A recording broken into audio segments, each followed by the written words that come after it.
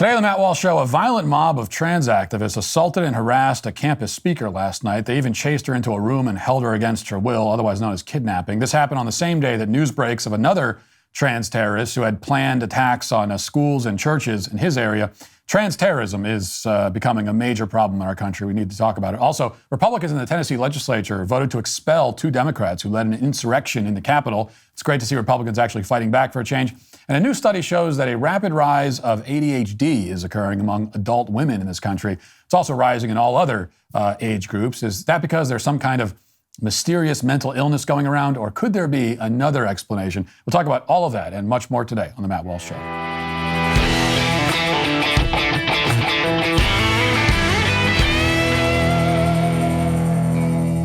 Roe versus Wade has been overturned, and this battle is now finally leaving D.C. and going to the grassroots. As one of the largest pro-life organizations in the world, no one is in a better position than 40 Days for Life to end abortion in a post-Roe America. With about 1 million volunteers in 1,500 cities, 40 Days for Life holds peaceful vigils outside abortion facilities. Because of that, they actually have a larger presence in blue states, specifically California. Former abortion clinic directors say these vigils can cause the abortion no-show rate to go as high as 75%, which is detrimental to their abortion business. These law-abiding vigils have helped close abortion facilities in San Francisco, Seattle, and Chicago, and many other places. They're also leading the way to efforts to prevent pharmacies from dispensing chemical abortions. And you can join their crucial work, support their work, and check out their locations and podcasts and a free magazine at 40daysforlife.com. The fight for life is certainly not over. In fact, it's never been more important. So you got to get involved. We all do. For more information on 40 Days for Life, go to 40daysforlife.com. It is sometimes said by some on the right that the fight to protect women's sports and to defend the privacy and safety of women in their locker rooms and bathrooms must be fought primarily by the women themselves, or only by the women themselves. You know, if they're not going to defend their own spaces, then there's nothing the rest of us can do. The logic goes. But I've always felt that this line of thinking is a pathetic cop-out. I mean, it's something said by people who are trying to excuse their own inaction. It's the rationalization of cowards. Yes, women need to speak up. Yes, it's true that not enough of them are, but it's not the primary responsibility of young women in college and high school girls to beat back the march of gender ideology. Okay, that cannot fall on them to do. We can't leave them alone on the front lines, because this is what happens when we do that. Post-Millennial reports, quote, on Thursday night, swimmer and women's sports advocate Riley Gaines was assaulted by radical trans activists during a Turning Point USA event at San Francisco State University. After allegedly being physically assaulted by a protester while she was escorted to a safe room, protesters followed Gaines and continued to harass her. Quote, the prisoners are running the asylum at SFSU, Gaines wrote on Twitter, along with footage of the incident. This is proof that women need sex-protected spaces. Still only further assures me I'm doing something right. When they want you silent, speak louder. I'm okay currently, but an hour and a half later, I'm still barricaded in a room with ambushers on the outside yelling and threatening violence, Gaines told the Post-Millennial. As police escorted me out of the event space to my current location, I was hit physically twice by what I presume was a male individual. This only assures me I'm doing the right thing. Indeed, it should. You know, you can't ask for a more profound confirmation of the righteousness of your cause than to be chased off of a college campus by a crazed pack of screaming leftist zombies. And that's exactly what happened to Riley Gaines. Footage captured amid the chaos shows Riley running down the hallway while being chased by this violent, screeching mob. Watch.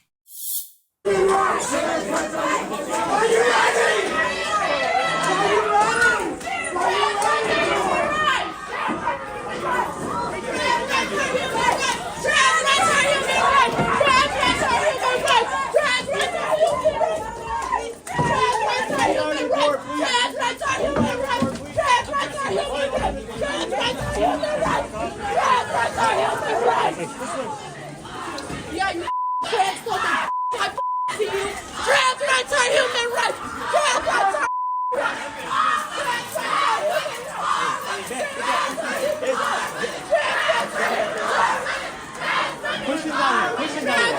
human rights.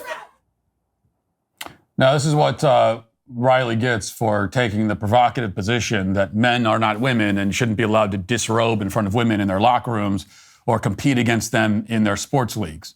Okay, so if you're a woman and you say, no, I don't want a man disrobing in front of me, this is how you'll be treated. She's defending logic and human decency in its most basic form. And for that, these people want to kill her. This is what any young woman who speaks up will face. Is it any wonder why so many choose to stay silent? Like there aren't that many people who are willing to potentially deal with something like that. And that's men, women, it doesn't matter, if you're a man or a woman, it doesn't matter what age you are. Most people are not willing to put themselves in that position. In fact, most of the people who say, well, it's up to the women to stand up, I'm not going to. Most of the people saying that would never put themselves in that position. They don't have the guts to do it. Riley's ordeal wasn't over. The mob stayed outside the room, refusing to let her leave. The student newspaper, the Golden Gate Express, captured video of the mob discussing what to do next. And this, again, is while Riley is barricaded inside of a room, and they're outside the room, and listen to what they're saying. And what we're hoping to do is to keep things peaceful and make her lose her flight and move forward. Okay. Yeah, no one Tell her to pay us. Tell her to pay us, and then she could go. $10 each.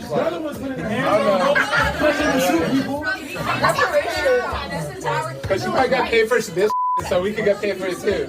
On a public campus that we appease. Make her pay us, he said. So they are holding a young woman against her will and demanding payment. Okay? That's not just unlawful detainment. That's straight up kidnapping, legally speaking. That's a felony. You actually are not allowed to do that according to the law. I don't know if you knew that, but you can't gang up as a mob and keep somebody barricaded in a room with the implicit or direct threat of violence. Riley should pursue criminal charges against every student in that hallway, every single one. Every single one should be expelled and arrested. Anyone who happened to be standing in that hallway and was on the side of the mob, all of them should have their lives destroyed. That's where we are, okay? That's what we should be advocating for. All of the students in the hallway should have their lives destroyed because of this. This doesn't stop until that becomes the consequence. She needs to sue the school as well. And I would be happy, and I've already said this on Twitter, I'd be happy to give her money to help fund that effort because the school needs to be sued also. They allowed this to happen. They put her in this position. Those students were outside of the hallway for apparently over an hour or more. They weren't escorted out. What the hell are the police doing? What are campus security? What's anyone doing? They're allowing them to stand there. You've got a mob of people who just chased this woman into a room and are refusing to let her leave, and the cops are just standing around like, oh, well, what are we going to do about it? So I'll help in any way I can. Everyone responsible needs to pay for this, and they need to pay dearly for it. As it happens, this attack occurred only a few hours after news first dropped of another potential trans terrorism attack that was thwarted by police at the last minute. The Daily Wire reports, quote, law enforcement officials in Colorado have arrested a transgender individual with a communist manifesto for allegedly planning mass shootings at schools and churches in the area. News of the arrest was made public on Thursday afternoon, but the arrest happened on March 31st, just a few days after a transgender terrorist massacred 6 people, including 3 children, at a private Christian school in Nashville. The individual, who the Daily Wire is not naming due to company policy about not giving notoriety to mass killers or those who allegedly aspire to commit such atrocities, is a biological male who goes by a different female name and uses she, her pronouns. The 19-year-old was charged with criminal attempt to commit murder in the first degree, 2 counts, criminal mischief, menacing, and interference with staff, faculty, or students of educational institutions. The suspect allegedly targeted Timberview Middle School, Prairie Hills Elementary, Pine Creek High School, and other targets were churches, KRDO reported. A family member turned the suspect into police, telling 911 that they had threatened to shoot up schools and had severe anger issues. A spokesperson for the 18th Judicial District Attorney's Office told local media that the suspect was in the process of transitioning. Police said the home had trash piled up all around the house to where it made it hard to walk, and that there were numerous containers filled with half-eaten food with mold growing inside and numerous alcoholic beverage containers laying around the house. The suspect also allegedly punched holes in the wall inside the house and ripped a door off the hinges. Okay, so this was a severely disturbed person living in filth and squalor, prone to violent rage. Yet his doctors, despite the fact that he's a general mess of a human being and obviously deeply troubled, still apparently took his gender identity, quote unquote, seriously, which is how he was able to begin his transition. Yes, everything else about this guy is bizarre and disordered. But when he says he's really a woman, well, now that is obviously a lucid and sober insight into his own true nature. But once again, a gender transition, which is supposed to make somebody happy and fulfilled and just make their lives better, utterly failed. Rather than being happy and fulfilled, he was homicidal.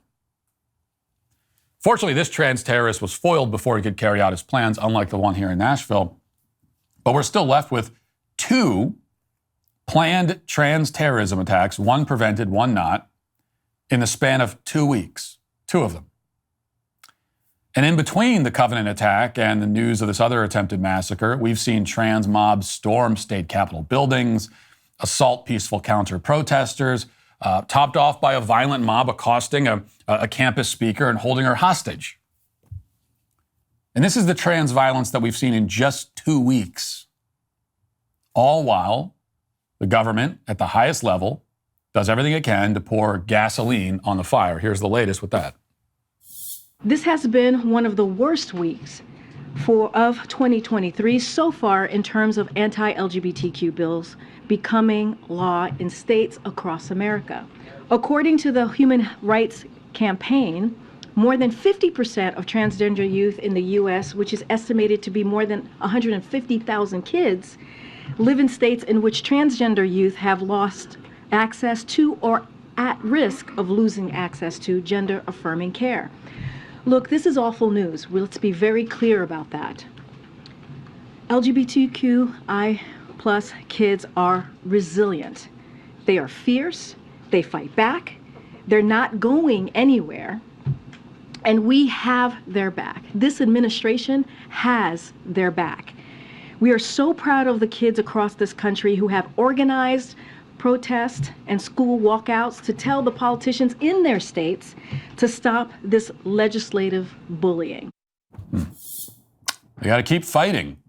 This is also, it was a really hard, it's been a hard couple of weeks for trans people. I mean, you got trans people assaulting and killing people, but it's a really hard week for them.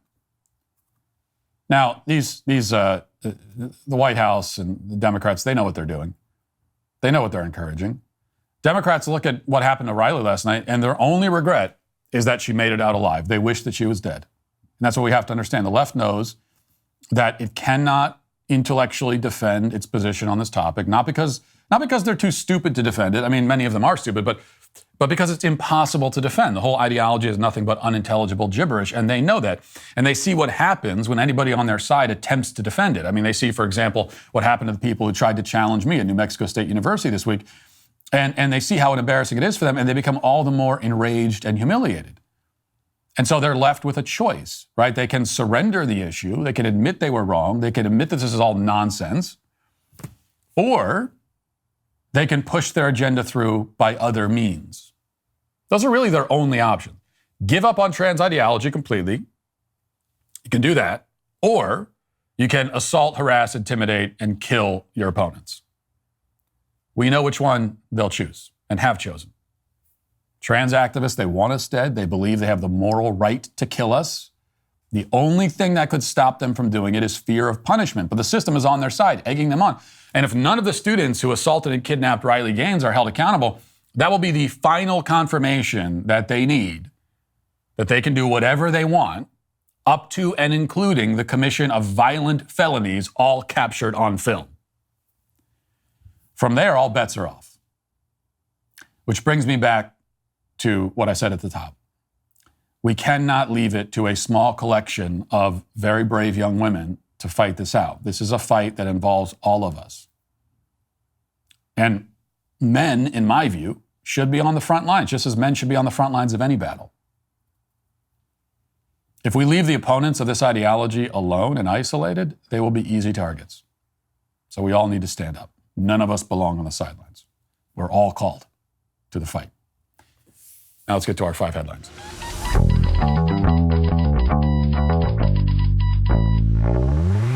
Why does great skincare and looking younger have to be only for the ladies? I'm here to tell you it's not, thanks to Genucel Skincare. Are you like me and still struggle with those frown lines? Or how about those under eye bags and dark circles from getting up early to sit at a computer all day? I'm just being relentlessly insulted right now by this ad copy. Luckily for you, if you're a hideous beast like me, for the first time ever, Genucel's including both the Ultra Retinol and Dark Spot Corrector in their most popular package at Genucel.com/Walsh. Genucel's Ultra Retinol contains a powerful retinol alternative that is safe for your skin. Their Dark Spot Corrector will help reduce sunspots. Plus, you'll still get Genucel's world-class under-eye bags therapy to help alleviate puffiness. Genucel promises immediate effects, and you'll see results in 12 hours guaranteed, or your money back. Have you ever met a person that just naturally looks tired all the time? Well, I have, and that's my broadcast engineer, Jeff. He walks around the office looking like a zombie most of the time. Given that's probably due to the fact that he's always here, but still, that appearance is just unacceptable in my presence. I can't even look at him. Only one of us is allowed to be puffy and ugly, and that's me. So that's why I forced Jeff to try Genucel. I said, put the lotion on your skin or you'll be fired, is what I said to him. Now, while Jeff is still tired, his skin tone is smooth and even his skin is less puffy, which is what's important anyway. Don't walk around looking like a zombie. Visit Genucel.com/Walsh to save over 70% off their most popular package. Every order subscription includes a luxury gift box with 2 free springtime essentials, just in time for warmer weather and free shipping. Go to Genucel.com/Walsh, Genucel.com/Walsh. Speaking of campuses, by the way, in a couple of weeks, I'll be speaking at the University of Iowa, and leftists on campus, very upset, yada, yada, familiar story. But actually, there's some personal news that has come out of this planned event, and I didn't want this to be the way that all of you find out. You know, I wish this is not how I planned it. But I have been outed by the Gazette newspaper in Cedar Rapids. They ran an article about the controversy, and here's the headline. The headline is, University of Iowa to host conservative transgender commentator Matt Walsh. That's the headline. Conservative transgender commentator Matt Walsh. So there it is. Now you know.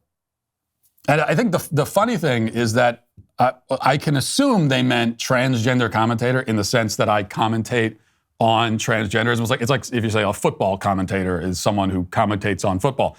But they phrased it this way because I can assume they thought that I'd be embarrassed or annoyed. It'd be a way of it's like a little subtle, not so subtle dig at me. But if they thought it would have that effect, that only shows that they really don't know me at all, because this is fantastic. So I'm transgender commentator. That means I'm above criticism. Okay, I've got all the victim points I need, and I'm just waiting for all the endorsement deals to roll in. Okay, where's my Bud Light can? This is my day one of womanhood, apparently. So I guess for Dylan Mulvaney, it took him a couple of weeks before the endorsements really started coming in, but. I've got dollar signs in the eyes now. It's this is great news. Also means that when I go to University of Iowa to give my speech, anyone that comes and protests, that it now becomes transphobia, which honestly it already would have been, because even after I was dubbed transgender commentator, I was already, as you know, the world's leading, foremost, most respected and celebrated LGBTQ plus children's author. So now I'm adding transgender commentator to it. It's gay erasure, homophobia, and transphobia to protest me now. All right. Here's some more good news. Reading now from Breitbart. It says the Tennessee House of Representatives expelled 2 Democrat members on Thursday, days after those members allegedly broke House rules via their participation in gun control protests. Breitbart News reported that 3 Democrat representatives were considered for expulsion. Those were Representatives Justin Jones, Justin Pearson, and Gloria Johnson. Of the 3, only Johnson was spared expulsion. And Johnson apparently was spared expulsion by, from what I understand, 1 vote. So Gloria Johnson was spared. It was, from what I read, 1 Republican didn't go along with it, all the rest. But Representative Justin Jones was the first House member to be expelled Thursday, and Representative Pearson was the second. Days ago on April 3rd, Tennessee House Speaker Cameron Sexton explained that the votes were not about peaceful protests. Rather, he suggested the actions allegedly undertaken by Jones, Johnson, and Pearson broke several rules of decorum and procedure on the House floor. The Tennessean reported that Johnson, Jones, and Pearson allegedly used a bullhorn as they led protesters in the galleries and several chants calling for gun reform. Now, this Breitbart article keeps calling it a protest. It was not a protest. It was, by the left's own definition and by their rules, it was an insurrection. By their standards, it was an insurrection. So being expelled from the House should be the least of their concerns. The next thing that should happen is that these people should be thrown into a prison cell for at least 3 or 4 years. Because by the left's definition, it was an insurrection. They led a mob into the Capitol building. They were using bullhorns on the House floor. They led demonstrations on the House floor. This was an insurrection by the left's own standards. But even without the left standards on this, right, it's also a violation of the rules of the State House. The Tennessee Constitution gives the House the power to expel members for disorderly behavior. They have that constitutional authority to do so. And this certainly qualifies, okay? If this is not disorderly behavior, leading a mob into the Capitol building with bullhorns, I mean, if that doesn't qualify as disorderly and disruptive behavior, then what the hell possibly could? So the double standard and hypocrisy with the way that January 6th was handled, that's good enough reason to expel these people and hold them accountable. But without that, we still have the Tennessee Constitution, which gives the authority to enact these kinds of penalties. They violated the rules. They behaved disgracefully and disruptively. They tried to turn a legislative session, at best, they tried to turn it into a personal political demonstration for their own benefit. That's at best. At worst, again, insurrection. They were trying to overthrow democracy. And now their butts are kicked to the curb because of it. And I say good riddance and great job to the Republicans. Of course, the media and the left, the Democrats, I repeat myself, are treating these people as martyrs. And there's many examples. I mean, every prominent Democrat, Barack Obama came out, and all the White House and AOC, they all issued statements saying this is a dark day. It's a dark day in our democracy. And as we've seen, a dark day in our democracy is when anything at all happens that Democrats don't like. Anything that happens that they don't like, it is a dark day in our democracy, potentially the worst day, 9/11 all over again. And they didn't like this. They didn't like it because the rules were actually being applied to them. They were being held to account for a change. It almost never happens. And these Democrats in the Tennessee legislature, they assumed, right? And you can't blame them for assuming. They assumed that they could do this and get away with it because they're Democrats and they can do whatever they want. Now they're trying to make themselves into martyrs. The legislators themselves, former legislators, I should say, certainly see themselves as martyrs. Here's former Representative Pearson on the House floor. Friday, the government decided that my Savior Jesus, a man that was innocent of all crimes except fighting for the poor, fighting for the marginalized, fighting for the LGBTQ community, fighting for those who are single mothers, fighting for those who are ostracized, fighting for those pushed to the periphery. My Savior, my black Jesus, he was lynched by the government on Friday. And they thought that all hope had been lost. Oh, the outside, it rained and it thundered and everybody said everything was over, and it was some black women who stood at the cross. It was some black women who watched what the government did to that boy named Jesus. They were witnesses, as you have been witnesses to what is happening in the anti-democratic state of Tennessee. They were witnesses to what was going on, and I got to tell you, it got quiet on Saturday. Yes, I tell you, it was a sad day on Saturday. All hope seemed to be lost. Representatives were thrown out of the State House. Democracy seemed to be at its end. Seemed like the NRA and gun lobbyists might win. But oh, that was good news for us. I don't know how long this... Okay, turn that off. This guy, I mean, literally thinks he's Martin Luther King Jr. He's comparing himself to Jesus. He is Jesus Christ We didn't get to the end. Was he about to? So because Jesus is resurrected on the third day. So I guess he was. So we can expect Pearson's resurrection as well. He's going to be resurrected. Comparing himself to Jesus because he led a mob into the Capitol building, which violates every possible rule of behavior and decorum, and he's being punished for it. I'm just like Jesus. These people are such clowns, okay? And that's how they should be treated. Just laugh at these clowns.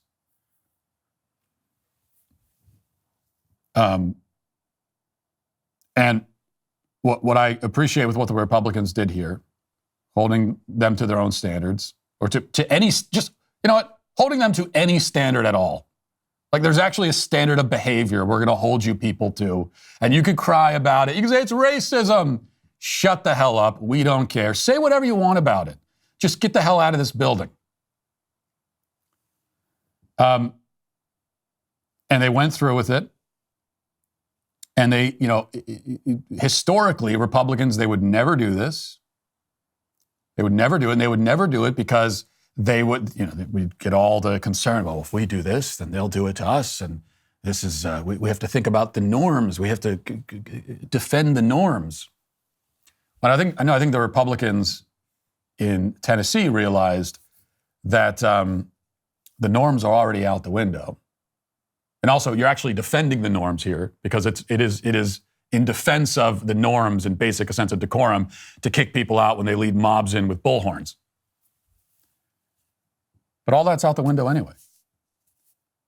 And the Democrats are already going to do everything they can to punish you and silence you. So that's already going to happen.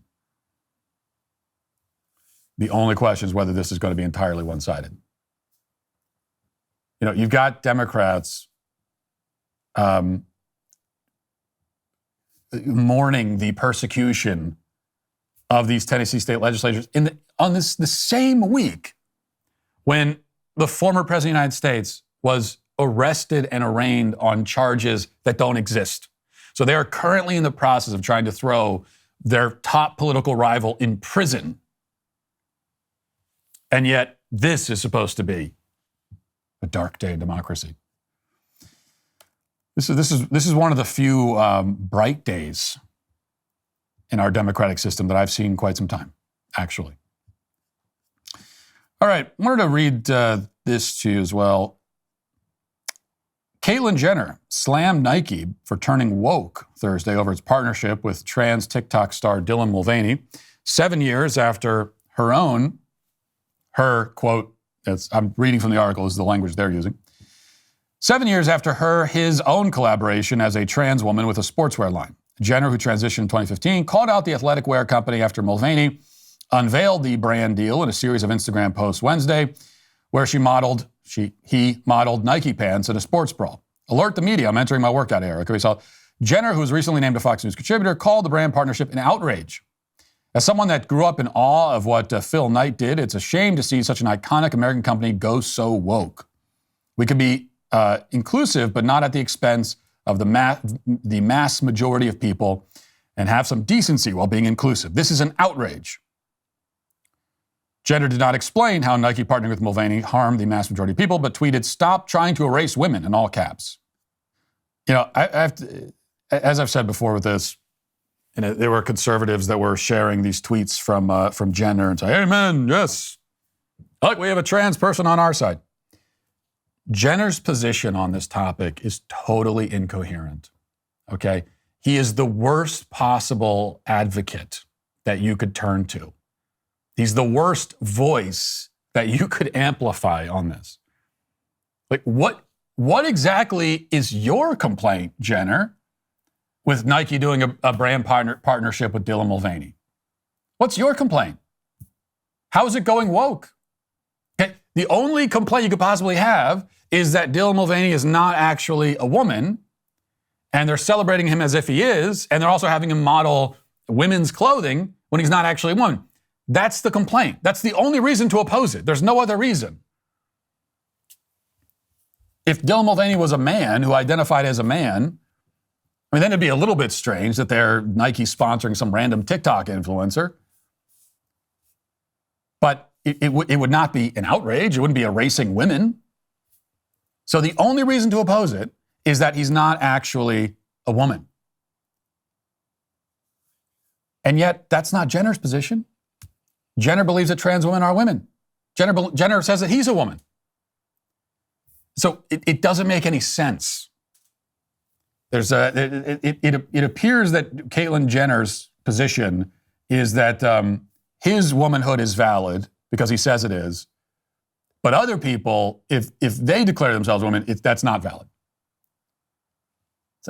No, there's only two ways of looking at this. Either biology determines who's a woman or who isn't, or it's subjective and it's up to each individual.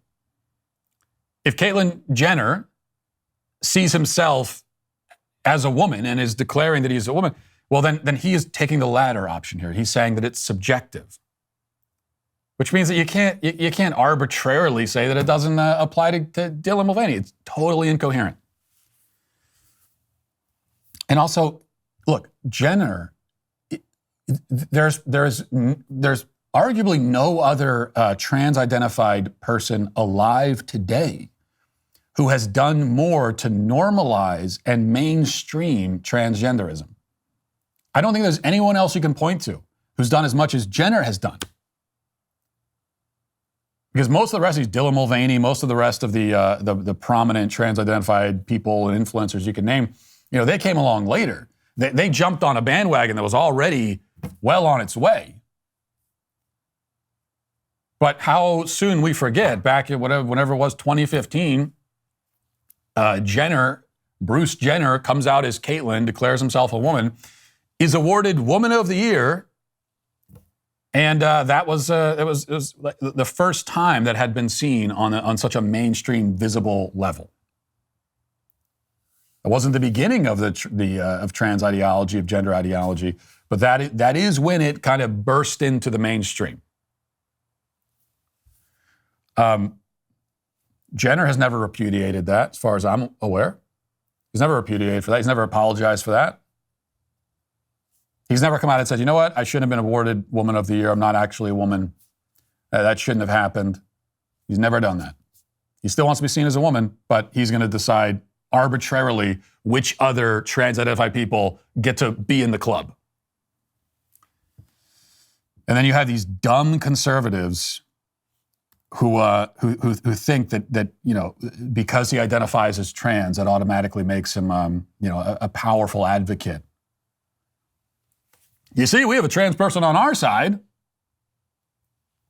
We're not transphobes. You're the real transphobes. They still think that strategy works. It doesn't. All right. Daily Wire report.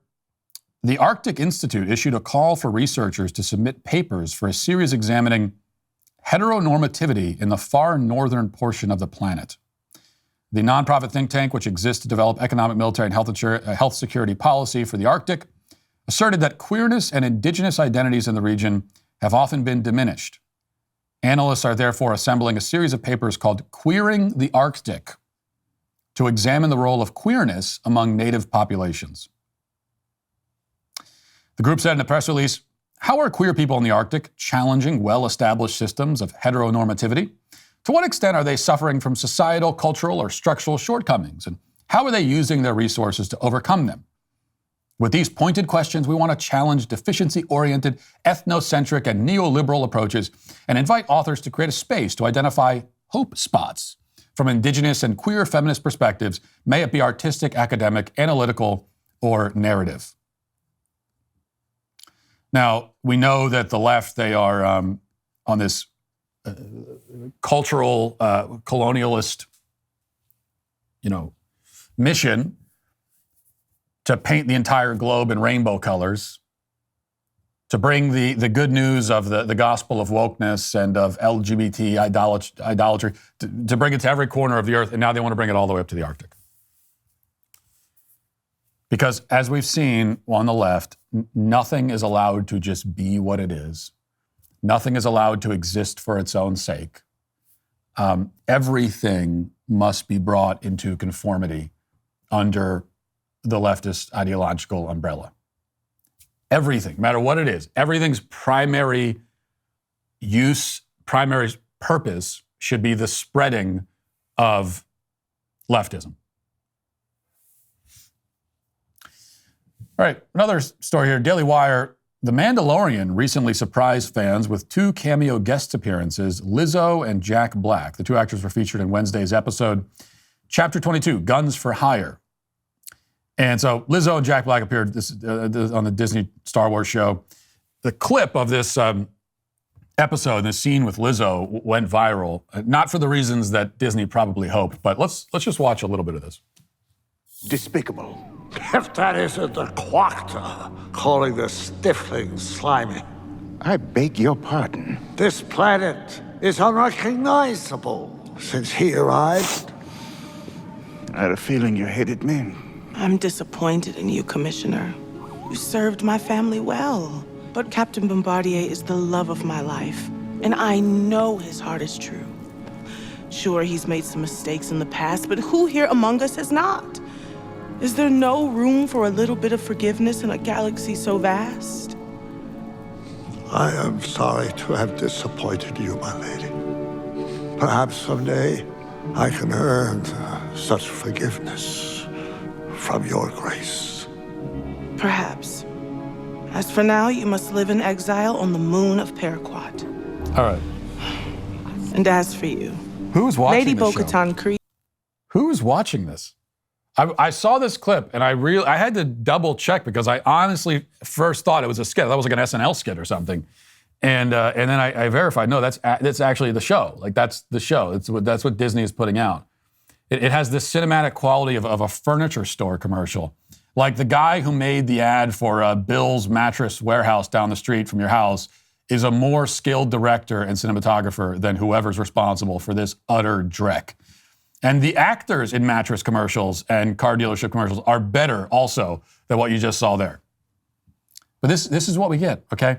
This is what we get for mindlessly handing our money over to these studios who have been milking the same franchises for decades and just putting the same thing out over and over and over again.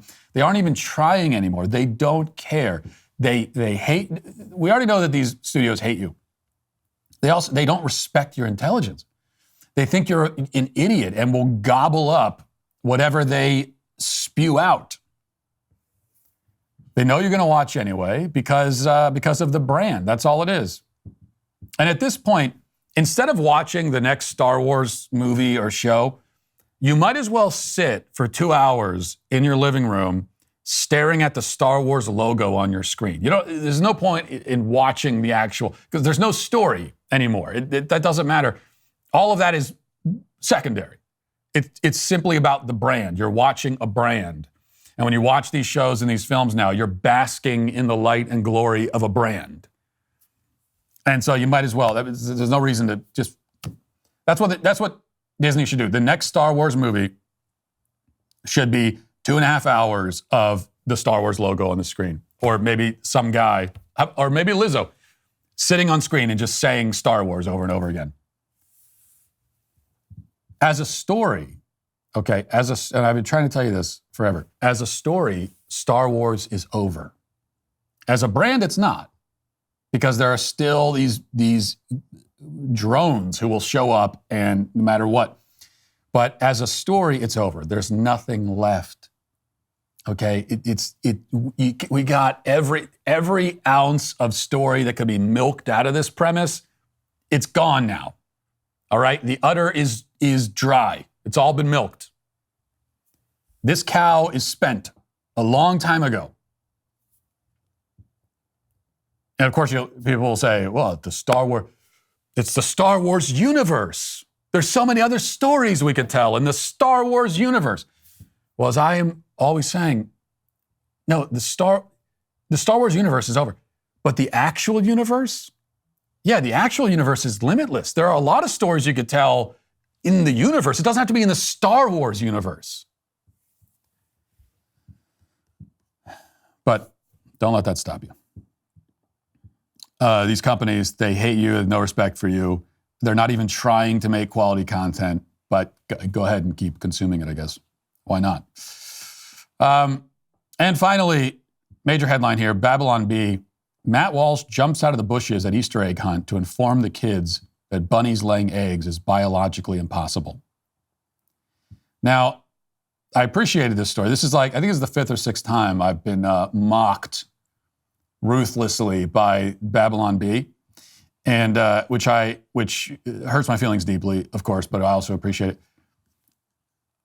But then my second question was, who tells their kids that the Easter bunny lays the eggs? Is that what people are being told? I didn't know. Here's the thing. I didn't know that this was the kind of falsehood I needed to correct. So that's the only thing that this story gets wrong, is that I wouldn't be going up to kids and say, well, Easter bunny doesn't lay eggs, because I never knew that. Really, that's what you're telling? Is that what parents are telling kids? That the Easter bunny actually lays the eggs like a chicken? The Easter bunny thing has always been, as you know, I'm a Santa Claus apologist. I'm fully on board with the Santa Claus thing. Easter bunny's always been a little too weird, a little too disturbing. Even when I was a kid, I always thought that. I was kind of like, my parents told me about this big giant bunny that shows up and, leaves a basket somewhere, comes into the house and leaves. And I always had so many questions about this thing. Where does this thing come from? We don't have the same with Santa Claus. There's this whole mythology around it. We don't have that with the Easter bunny. So I've always thought it was kind of strange. I didn't know that kids were also being told that this mutant sorcerer Easter bunny lays eggs. When I was a kid, I always thought that the Easter bunny, he has the eggs and it's like in a basket and he hides them places. This story is getting even more disturbing than I thought.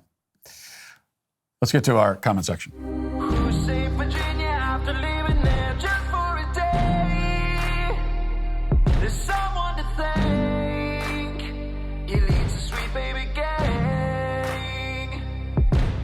Scott says, would you rather only drink Bud Light or Miller Lite for the rest of your life? It's an impossible choice. They're exactly the same beverage. I don't think that there's any. I mean, there are some people who try to claim that there's a difference. They pretend that their palate is discerning enough to tell the difference between Bud Light and Miller Lite. It's all exactly the same. It's all the same slop.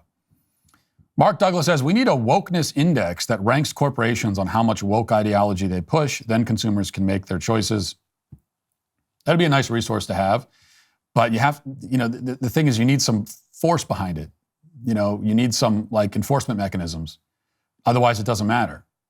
So on the left, they have organizations like the Human Rights Campaign and others that have their own index, a corporate equality index, to distinguish which corporations are being the most faithful to leftist orthodoxy. But then there's also, there's some bite to it. Like they're going to try to punish you, and they're very well funded, and they're going to try to punish these corporations who fall short. The problem that we have, like we talked about yesterday on the right, is that we can spend all day long talking about, well, this company's woke, that company's woke, but we don't give them any reason to care, right? You have to give the companies, the corporations, some reason to care about the fact that you're calling them woke and that you're condemning them. There has to be some, it can't just be bark. There has to be some bite to it.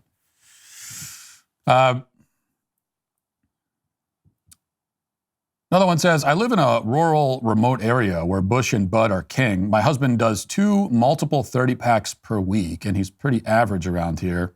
He's done, not with beer, but with AB and Jack. We'll make our own if we have to. 2 30-packs? That's like 8 beers a day? That's how much sparkling water I drink in a day. I'd probably go through about 8. Which is maybe the least manly thing I've ever said. But I think there are a lot, right, and I've heard this a lot. I don't know about the 2 30-packs a week thing, but I've heard this from a lot of people that, my dad, all he does is drink Bud Light and Budweiser. And yes, so if we decided to make a concerted effort to single out, if we said, okay, Bud Light, Anheuser-Busch, we're going to single them out. A lot of woke companies, but this is the one that we're focusing on. And if we decided to do that, we could really inflict some financial damage. Because as much as we joke about the fact that, only boomers and only like right-wing boomers and frat boys drink Bud Light, it's basically true. That's for the most part the case. So if we can mobilize people in those groups, particularly the right-wing boomers, then it would do some real damage. And at least it would put the company in a position where they've really got a choice to make. So right now there's no choice at all. They say, who do I want to piss off? Do I want to piss off the left or the right? For corporate America, it's I'll piss off the right all day because nothing's going to happen. Now, if they know there's going to actually be a consequence to it, then now they really have a choice to make.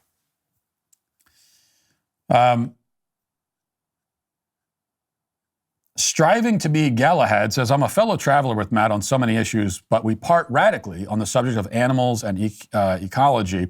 The meaning of dominion in Scripture, known to every theologian and saint for centuries, is stewardship, not domination. It is right and good to care for nature and especially for animals. Yeah, I don't disagree with you. I don't think I said anything that disagrees with that. But we do have stewardship is fine. But we are the superior species on the planet.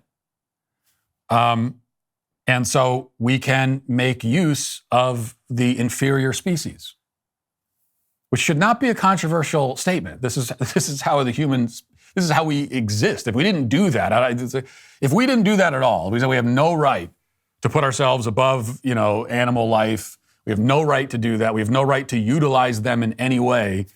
Then to begin with, billions of people starve in like a week. Because there are billions. If you take meat out of it, yeah, it might be if you live in a well-off, relatively prosperous civilization in the Western world, you can get away with the vegan lifestyle. You can, but that is a product of privilege. Many parts of the world, it's impossible. When we went to Africa, we went to Kenya with the Maasai tribe. They have cattle, they have cows and they have goats. And there's not a lot of agriculture. There's not a lot of farming that goes on. They have cows and goats, and that's how they live. And if not for that, they'd all die, like right away.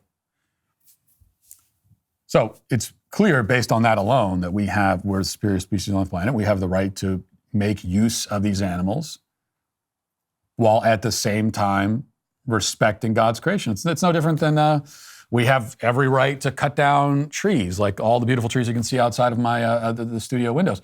We have the right to cut down trees, build a house. But it doesn't mean that we should be gratuitous or wasteful about it, just like cutting down trees for no reason. We should try to preserve nature as well. So there's a balance there. But that's what it is, a balance. We're coming up on almost 1 year since I released the groundbreaking documentary, What is a Woman? Exposing radical gender ideology for what it's worth. And you'd think that this would be ample enough time for people to come up with an actual answer to the question, but you'd be wrong. As I discovered at the Young America Foundation Q&A in New Mexico just 2 nights ago, their answers are still somehow as confusing and nonsensical as they ever were.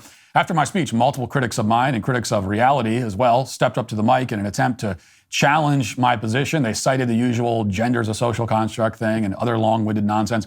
When talking to one self-identified trans woman, a biological male, that is, I asked a simple, very predictable question. You'd think they'd have an answer for by now. What is a woman? And here's what the person said. A woman is someone who is included and respected and seen and participates in society, recognized by other women.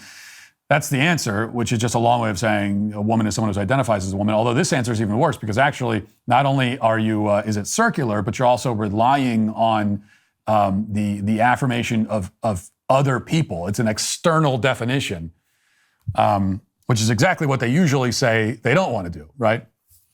Well, if you haven't yet seen What is a Woman, or if you're on the left and still somehow find yourself confused about basic biology, I have some good news for you. You can now get 30% off your Daily Wire Plus membership when you use the code Woman at checkout. If you've already seen the film, thank you. If you haven't or you know someone who hasn't, tell them to watch it. We need to start recruiting more people back to the side of truth and basic reality. To watch What is a Woman, join now at dailywire.com/subscribe and use the code WOMAN at checkout to save 30% off your membership. Now let's get to our daily cancellation.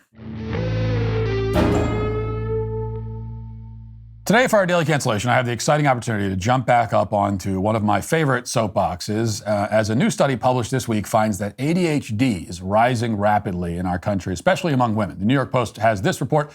The number of people diagnosed with attention deficit hyperactivity disorder, ADHD, is climbing steadily in the U.S., especially among women, a new study found. While cases have risen across all age groups, the spike has been most significant among women. The share of females between the ages of 23 and 49 years of age diagnosed with the disorder nearly doubled from 2020 to 2022. Since 2010, the rates of ADHD have tripled overall, the study found, but the share of patients taking prescribed medications for the disorder has remained consistent. Males have historically been more likely to be diagnosed with ADHD, but the study findings indicate that the gender gap has been closing over the past 12 years. Needless to say, this is an incredible milestone in the fight for social justice. Women have smashed through yet another glass ceiling. It's about time, if you ask me. Alleged mental illnesses should be shared and enjoyed equitably and fairly by both sexes. I believe that. That's what's best for society, and also, most importantly, it's what's best for big pharma. The drug companies, they should have the right to monetize the mental states of both men and women in equal measure, I say. The Post continues, previous studies have shown that females with ADHD tend to have very different symptoms than males, which could prevent them from getting evaluated and diagnosed. Data for ADHD tends to skew heavily towards school-age males. Dr. Joseph Galasso, a psychologist at Baker Street Behavioral Health in New Jersey, told Fox News Digital in a phone interview he was not involved in the new study. Girls tend to fly under the radar as their symptoms tend to be internalized. Boys tend to be more active with overt behaviors that lead to early diagnoses. On the other hand, he said, girls tend to fly under the radar as their symptoms tend to be internalized. Instead of hyperactivity, ADHD can look more like depression or anxiety in females, he added. More than 8 million American adults are thought to have ADHD, but some studies have shown that up to 80% of them are unaware that they have the disorder, per WebMD. Well, that's no good. 80% of people with ADHD don't know they have it. Think of all the people who are suffering in silence because of that. And by that, I mean all of the pharmaceutical executives who have been deprived of the opportunity to sell drugs to that large portion of the potential market. Really must be hard for them. But it's not just adults who are seeing a rise in ADHD, obviously. The disorder, quote unquote, is of course especially prevalent among children. In the 1980s, back when ADHD, or ADD at the time, was first added to the DSM, the Diagnostic and Statistical Manual of Mental Disorders, was added in, I think, 1980. And during that decade, around 1 in 20 children were diagnosed. Today, that number is 1 in 9 and rising all the time. That means that more than 10% of all children in the country have been labeled with this alleged disorder. And the label's being stuck on kids at earlier and earlier ages. We're now told that kids as young as 3 years old can be diagnosed ADHD.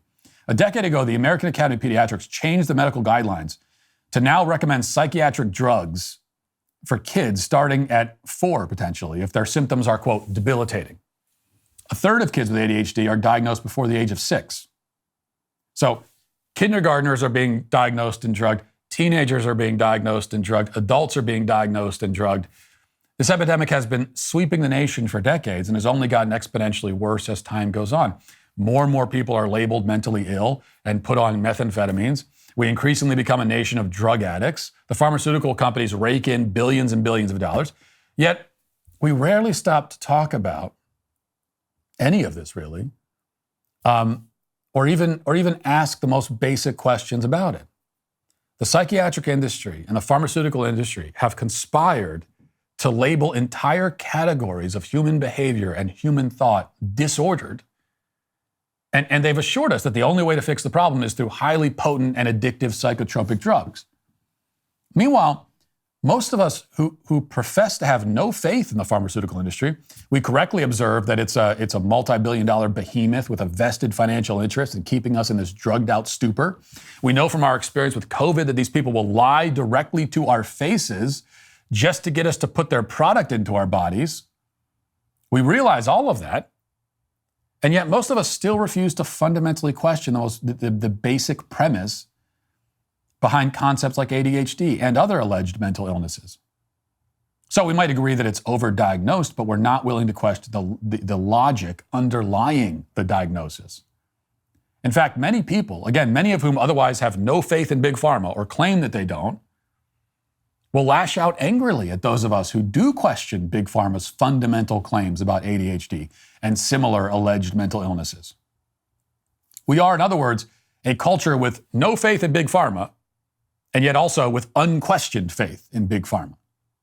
We can't make up our minds, and Big Pharma would say that our ambivalence on the topic is yet another symptom of ADHD. Fortunately, they have a drug for that.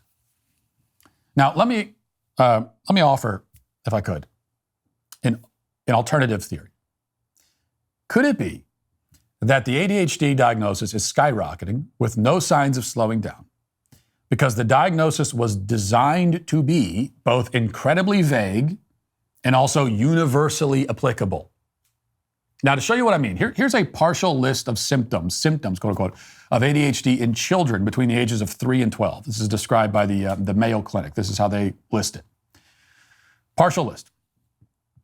Fail to pay close attention to details or make careless mistakes in schoolwork, have trouble staying focused in tasks or play, appear not to listen even when spoken to directly, be easily distracted, fidget with or tap his or her hands or feet, or squirm in the seat, be on the go in constant motion, talk too much, have difficulty waiting for his or her turn, interrupt or intrude on others' conversations, games, or activities. So, what exactly is the problem with these symptoms? Well, not much, other than the fact that they describe literally every child who's ever lived on the planet. I have never in my life met a child who didn't fall into all or most of those categories. Okay? In fact, I'd be much more concerned about a child who doesn't exhibit these traits than a child who does. Of course, the ADHD apologists will assure you that although the symptoms certainly do sound like a list of the most common childhood behaviors and personality traits, it's actually much more nuanced because they'll point out that there are other diagnostic criteria. For example, a child is only diagnosed with ADHD if he exhibits these traits in more than one situation. So not just at school, but at home and at school. So if he acts like a normal child in 2 places, well, I mean, then clearly is ADHD. Also, if the symptoms are persistent. So the symptoms have to be observed for 6 months or more to warrant an official diagnosis. Okay? So if your child is fidgety and talks a lot for more than 6 months, ADHD. See, these nuances, quote unquote, do not at all change the fact that the symptoms of ADHD are merely descriptions of normal childhood characteristics. It is normal. And as you know, I say this as somebody with 6 kids. It is normal for a child to exhibit all of these behaviors and to exhibit them for years, let alone 6 months. It is normal for a child to be this way at home, to be this way at school, to be this way when you try to take them out to a restaurant, to be this way everywhere. It may not be convenient for parents or teachers. It may be a nuisance. It may be stressful to deal with sometimes. That doesn't make it a disease. And this is what the ADHD diagnosis is. It's our way of talking about and describing a set of behaviors and character traits that we find burdensome or inconvenient. That's what it is. It's just our way of categorizing this set of behaviors that get in the way of other things we're trying to do. And you notice, for all the people that say, "Oh, it's a valid medical diagnosis, just like having cancer or anything," it's just like any other medical condition. Oh yeah, well, what other medical condition? What like valid physical medical condition is diagnosed this way? What other medical condition do they diagnose by looking at your behavior exclusively, and then also trying to determine whether or not that behavior causes problems in certain environments? If you are concerned that your child, has diabetes, they're not going to ask you questions about whether it causes problems in home, at home or in school. They're going to run physical tests to see if they can find it. Oh, but you can find ADHD in brain scans, they say. Well, that's not true. And also, they don't do brain scans. Okay, if it was just, well, there's an ADHD brain and a regular brain, that's like, well, why don't they do brain scans to diagnose ADHD? Why don't they do that? What about ADHD in adults? The Mayo Clinic lists these symptoms: impulsiveness, disorganization, and problems prioritizing, poor time management skills, problems focusing on a task, trouble multitasking, excessive activity or restlessness, poor planning, low frustration tolerance, frequent mood swings, problems following through and completing tasks, hot temper, trouble coping with stress. Those are the symptoms. And these are all indeed difficult emotions and traits. I know from experience. But they are also very human and very normal. In fact, once again, it'd be a much greater concern if there was an adult who did not struggle, at least to some degree, with all of these things. A person who never loses his temper or becomes disorganized, that's not a person, that's a robot. Now, the pharmaceutical companies, they'll acknowledge this point, that all of these symptoms are actually normal, but they'll declare that past a certain point, beyond a certain threshold, they become abnormal and diseased. Well, who decides where that point is? Who determines the threshold? When they say, oh yeah, everybody acts this way, but if you act this way too much, well, then it's a disease. Too much? Who says too much?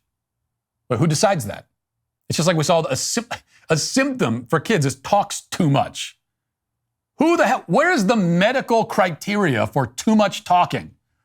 It sounds pretty subjective to me. By my standards, 95% of the planet talks too much. Oh, but I'm not a doctor, right? You have to get that. You have to go to medical school so that you can find out how much talking people should do. What? Who gets to draw the line declaring exactly how stressed out, how disorganized, how anxious, how distracted human beings are supposed to be? Well, it just so happens the people selling the drugs, they get to make that decision. The people prescribing the drugs, they get to make the decision. These are arbitrary lines drawn by the very people with a massive financial incentive to make sure that as many people as possible are over the line. Now, am I denying that lots of people in our culture today are overly distracted? No, not at all. I'm simply calling to question the idea that distraction is a medical condition. I especially call that into question given that there's another extremely obvious explanation. Why are people so distracted these days? Maybe it's because we live in a society filled with distraction. We are surrounded all the time with screens and flashing lights and noise. We carry little distraction machines in our pockets. We have conditioned ourselves to crave constant stimulation. Children are plopped in front of glowing screens, from their first day on this earth so that they'll be less of a hassle to parents who also want to spend more time on their screens. Why are people constantly distracted? I mean, is that even a question? Is that a serious question? How could anyone look at our society, look at the way that we choose to live our lives, and come away with the conclusion that our attention spans are dwindling because of a mysterious mental illness epidemic? There is a much more obvious explanation. Okay. And you are staring at it right now.